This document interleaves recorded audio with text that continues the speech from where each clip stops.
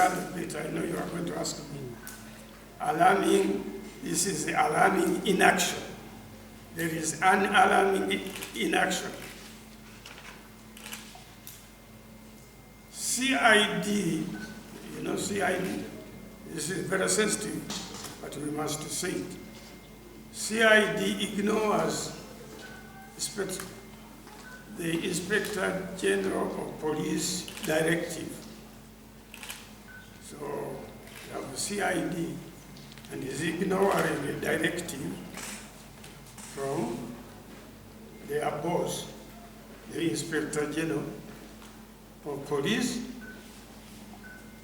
as Professor Katerega's property is looted or is being looted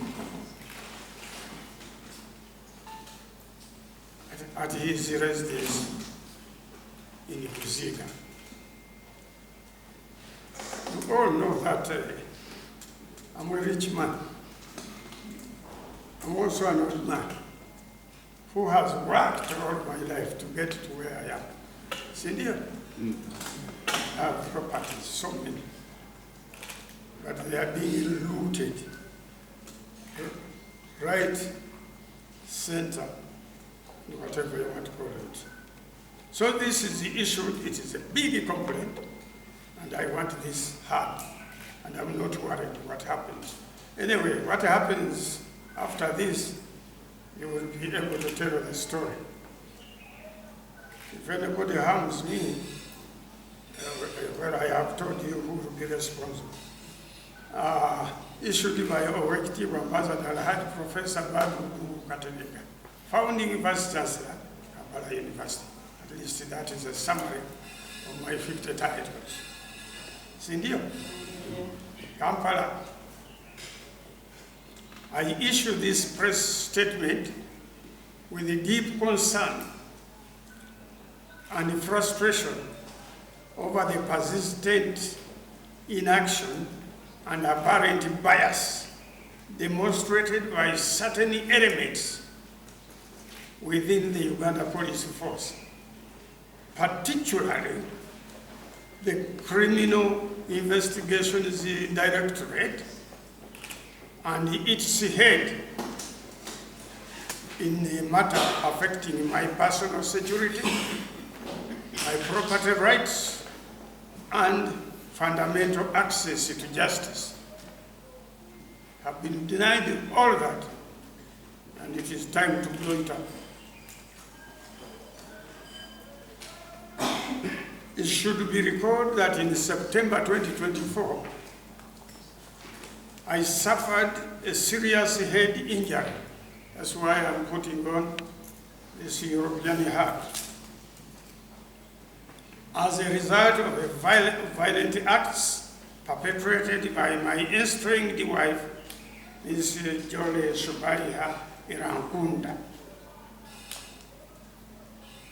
My older children who live abroad, some of these, there are others who came and went back and are coming back, and others who are outside Kampala now. They are all around to take care of me after they rescued me.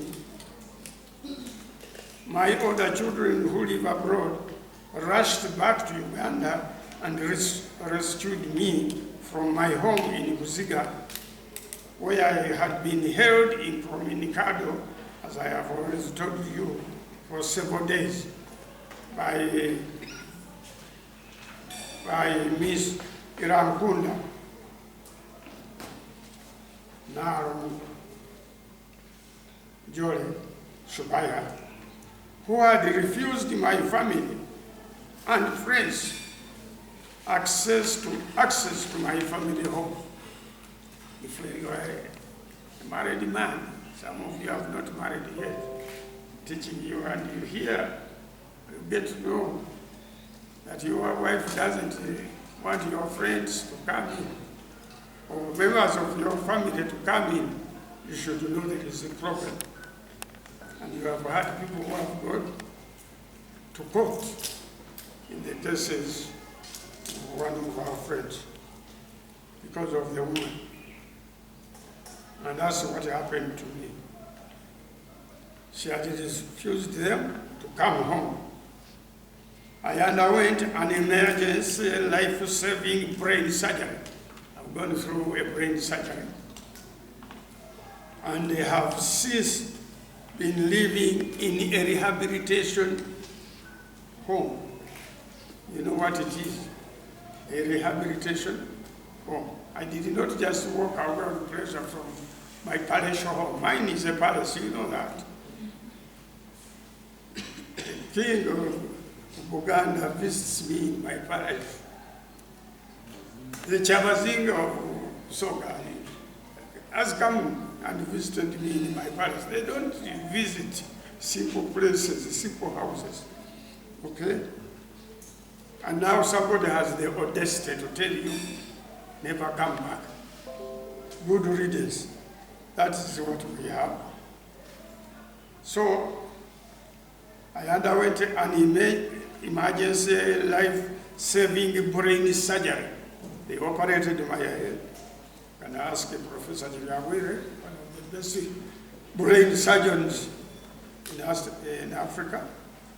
And they have since been living in a rehabilitation home.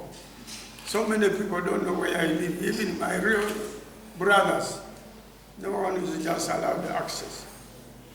Only my children and some very, very important staff in Kampala University.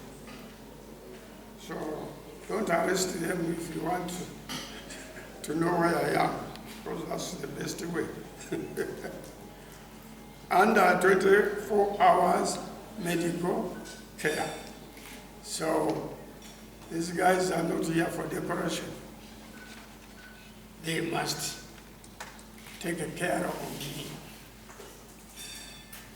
They have even their bed or beds in my room to make sure I don't go berserk. So in November 2024, I visited the family and children police unit at Nakuru. There is a unit.